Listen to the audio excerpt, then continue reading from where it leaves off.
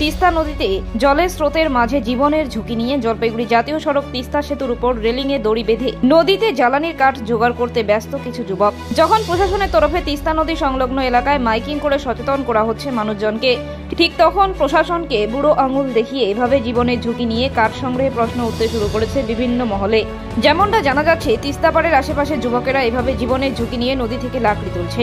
এদের মধ্যে একজন রাজীব বিশ্বাস, তিনি বলেন, এ কাজে আমাদের কোনো ভয় লাগে না, কারণ আমরা প্রায় এভাবেই রশি বেঁধে তিস্তা থেকে লাকড়ি তুলে তীরে আনি। প্রশাসনের তরফ থেকে কোনো রকম এলার্ট করা হয় কিনা তা তাদের কাছে জানতে চাইলে তারা বলেন, পুলিশ আসলে আমরা চলে যাই, কিন্তু পুলিশ আসেনি, তাই দিব্যি আমরা কাজ করছি। যদিও এ ব্যাপারে ময়নাগুড়ি থানার আইসি সুবল ঘোষ জানান, এ ঘটনা সংবাদ মাধ্যমে জানতে পেরে আমরা ময়নাগুড়ি থানার পক্ষ থেকে তিস্তা ব্রিজ সংলগ্ন বিভিন্ন জায়গায় পুলিশ মোতায়েন করেছি। শুধু তাই নয়, সেই সঙ্গে আমাদের পুলিশ এবং সিভিক ভলেন্টিয়াররা শুধু তিস্তা নদীতে কাঠপুরানিদের উপর যেরকম নজরদারি রেখেছে, সেই সঙ্গে বাঁধ সংলগ্ন অসংরক্ষিত এলাকার বাসিন্দাদের সতর্ক থাকতে বলেছে। সেই সঙ্গে অন্যান্য পরিস্থিতির উপর নজর রাখছে পুলিশ। ধরতেছি জানানোর জন্য। হ্যাঁ। কোথায় ধরছো? এই তিস্তার থেকে ধরতেছি। তিস্তার ব্রিজের উপর থেকে? হ্যাঁ। এই যে রশি নিয়ে দেখলাম কিভাবে করছো? এই যে নিচে এখানে ঝুলে কি করতেছে। দুজন নিচে রয়েছে? হ্যাঁ, দুজন নিচে রয়েছে রশির সাহায্যে। আচ্ছা, ওইভাবে করে ধরতেছে। এটা তো জীবনের ঝুঁকি। হ্যাঁ, জীবনের ঝুঁকি হলে কিছু করার নাই, এইভাবেই আমরা আগের থেকে ধরতাম। আচ্ছা, জ্বালানি হিসেবে ব্যবহার করি আমরা, যাতে আমাদের সুবিধা হয়। ভয় লাগে না? ভয় লাগলেও কিছু করার নাই, অতটা লাগে না, কিন্তু যে এটা আমাদের অভ্যাসে পরিণত হয়ে গেছে এখন আর কি। আগে থেকে করতাম তো, তাই।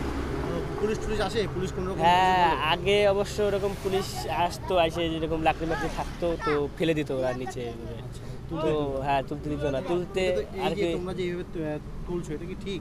এটা ঠিক না, কিন্তু যে কি করবো আর, এখন তো মজবুরিতে আর কি করতেছি আমরা, বাধ্যতামূলক করতে লাগতেছে, কিছু করার নাই। কোথায় বাড়ি তোমাদের মূলত? আমার বাড়ি তো ওই যে ওই পাশটা। হ্যাঁ, ওই পাশে বিবেকানন্দ পল্লীতে।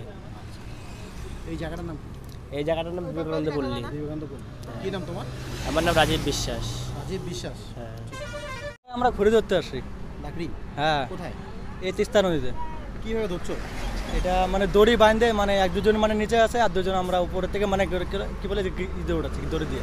রশি দিয়ে ঝুলে রয়েছে? হ্যাঁ। কিভাবে রয়েছে? মানে নিচে একটা মানে কাঠ বান্না মনে করে করছে, বাঁধছে, ওইটা দিয়ে মানে ওটা মানে করে দিচ্ছে আর আমরা উপর থেকে উঠাচ্ছি টানে টানে। এটা তো জীবনের ঝুঁকি, তো যে কোনো মুহূর্তে রশি ছিঁড়ে যেতে পারে। না, আমরা মানে ওরকম ইসের জন্য মানে আমাদের মানে পিছনে মানে বেশি জল নাই তো। আচ্ছা আচ্ছা, পিছনে মানে চড়া আছে ওইখানটায়। চর রয়েছে। হ্যাঁ। তোমরা কি এইভাবেই বরাবরই করো না কাজ প্রথম? না, আমরা এরকম আগে পরে আমরা করি অনেক। এইভাবেই করে আসছো? হ্যাঁ। ভয় লাগে না এইভাবে জীবনের ঝুঁকি নিয়ে করছো যে? হ্যাঁ, ভয় লাগে?